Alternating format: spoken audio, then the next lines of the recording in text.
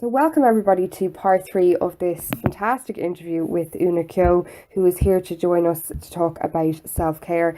If you haven't listened to part 1 and part 2 yet, I'd really recommend you go back and listen to it because there's some fantastic information there, and really I'm genuinely delighted to have Una, but even more so as we've gone through the interview because the information she's given has just been, and advice I should say more importantly, has been absolutely fantastic. So thanks again, Una, for joining us for part 3.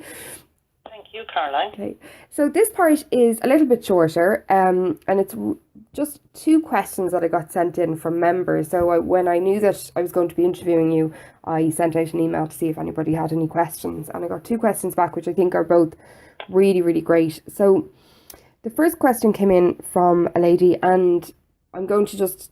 So the question is about assertiveness in relation to their self-care, and then I'll just read the question out to you that they wrote. So my question on assertiveness would be, is it important to figure out what prevents us from being more assertive, e.g. fear, guilt, dislike of confrontation, etc.? Or is it better to focus on practicing being more assertive, or to look at both? Okay, so I suppose if we understand what being assertive actually is, then it's easier to practice it and put it into place.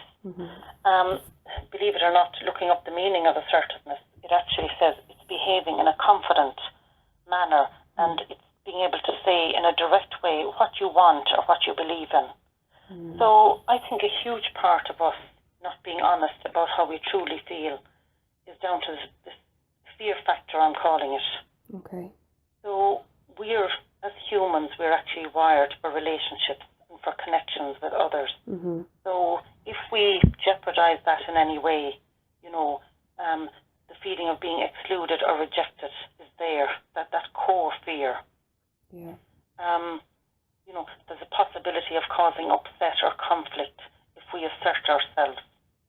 And this is a huge obstacle. And people confuse being assertive with being aggressive, which is not the case at all. My belief actually about assertiveness is it's sharing what's going on for you, your thoughts and your feelings. And, it's about being truthful. It's not about pretending, I'm okay, when I'm actually not okay.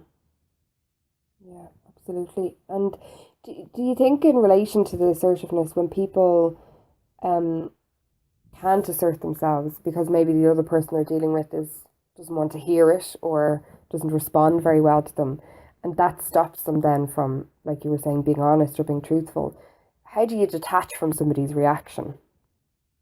Yeah, very interesting question.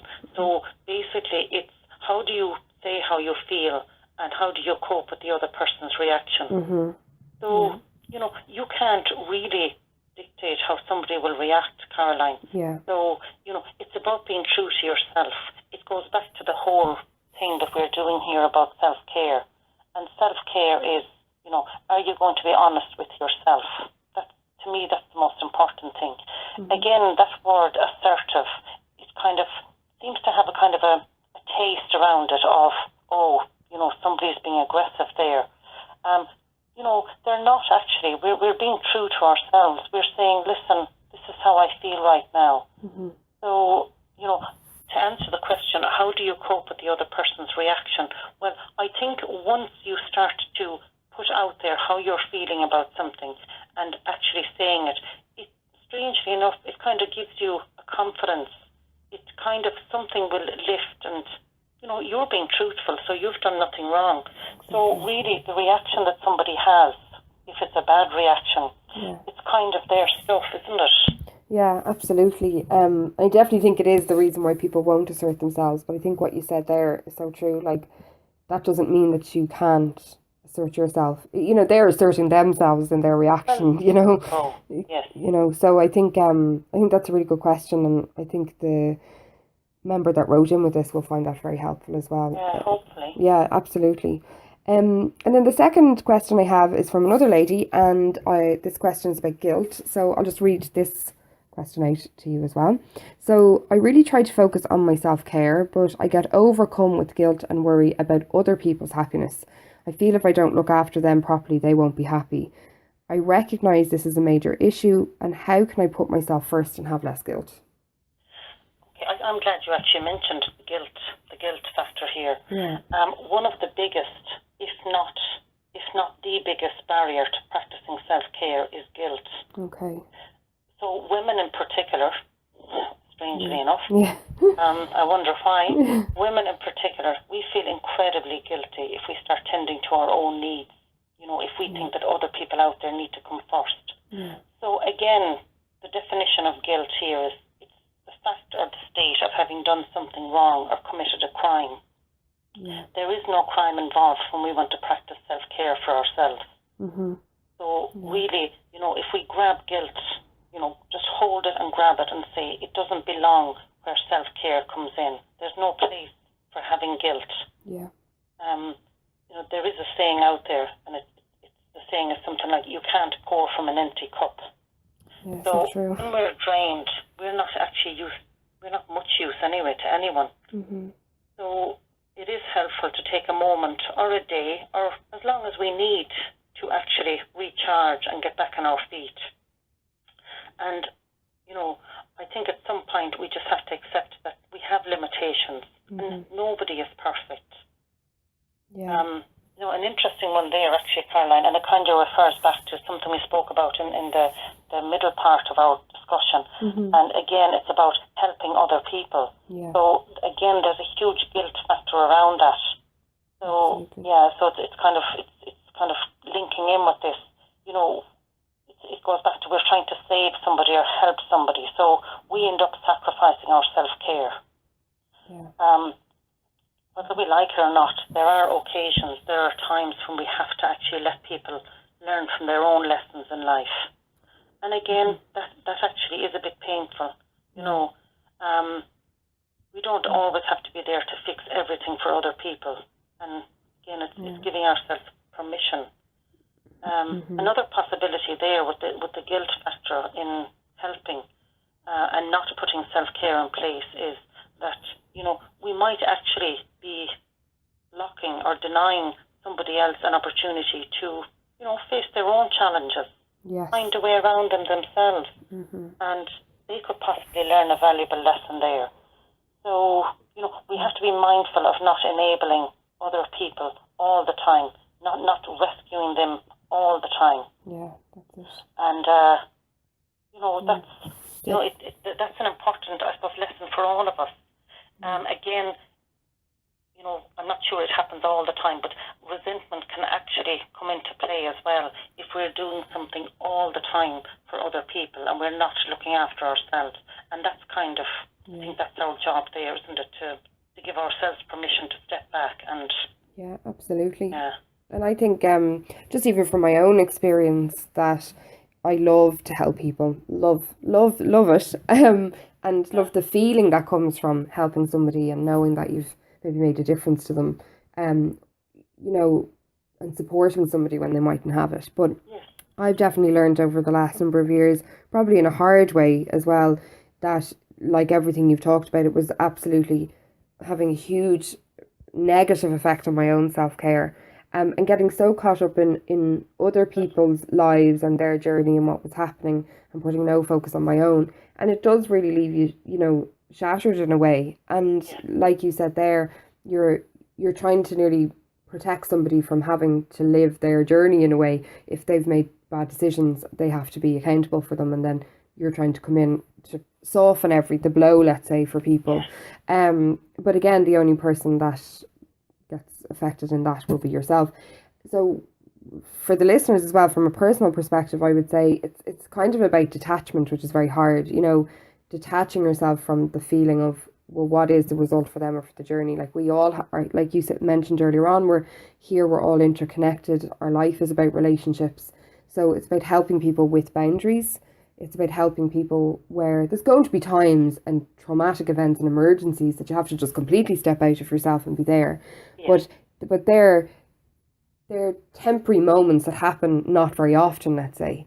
If you're finding that you're doing that or responding in panic or an emergency to somebody every day, that there's a big issue at play then. And that's going to have a massive effect on your life and your self-care. And that's just for my own personal self, I would say that. So I think the answers you've given to both questions, and it's funny actually as you were talking, and these questions came from two different people, I was like, God, the assertiveness and the guilt are nearly going hand in hand. The guilt about standing up for yourself, or Absolutely, you yeah. know, Actually, just something there that struck me when you were talking, Caroline, about, putting yourself out there for other people. Yeah. There has to be a balance there, definitely. And I think really it's very important for people to remember that, if you're grounded in yourself, if you have a strong base inside, that solid base that you need, well, you're a lot more use to the other person then, because whatever issues they have, if it's problems, if they're giving their opinion, if they have agendas or whatever, you're not actually knocked over by them. You're stronger. You're better able to cope. So by minding yourself and taking a step back from other people's issues, sometimes you're giving more back in the long run, because you've got a stronger base built up yourself. Yeah, and I definitely would agree with that, and I'm sure the listeners would agree with that as well. And what I find just on that point as well, for people who do struggle maybe with their self-care in relation to, say, somebody else or guilt, often I hear people say, well, I'm the only person that in this person's life that they do this to. They don't do it to my sibling or to their, to their husband or wife. They just do it to me.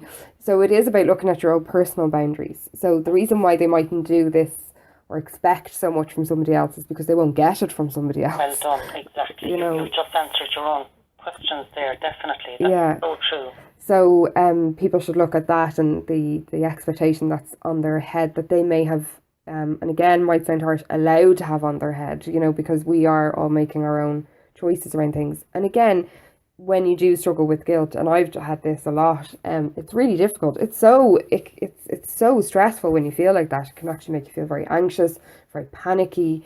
But I think when you actually look after yourself, and I can talk about this because I've done it myself after years of all this guilt and panic and everything.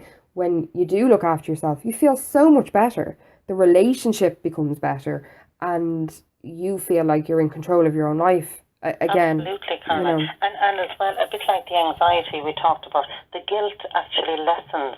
It can be extremely powerful initially, and we might feel, okay, I'm totally overwhelmed here. This guilt has me running out there, helping all the time. But if we start to pull back, it's a slow journey, it's a slow process, but the guilt actually lessens over time, and you become healthier, and your relationship with the other person becomes healthier. So that's the payoff down the road. Yeah, absolutely. That's brilliant. I've thoroughly enjoyed talking to you, Una. You're absolutely fantastic. And thank you, Carla. Again, just to say, I'll be putting Una's website, her email address, and her phone number. Una's based in Dundrum in Dublin, in Ireland. You do Skype sessions as well, though, Una, do you? Do you work via Skype as well for anybody who is looking to have counselling sessions? And as we mentioned earlier, you deal in stress and anxiety and low self-esteem through CBT as well, which is brilliant. So I from listening to you today, I would highly recommend you to people, and I really do hope if anyone is struggling with anything, because you've got a very nice manner and a very calming voice. It's very nice to talk. I'm writing down loads of things here that you've said. Thank you very much. So it's been brilliant. So thank you so much for joining me, and to the listeners, I really hope you enjoyed these 3 parts to the interview, and again, you can read about Una's details below. So thanks, Una, and I hope you have a really good day. Great. Take care, Caroline. Thanks. Thank you.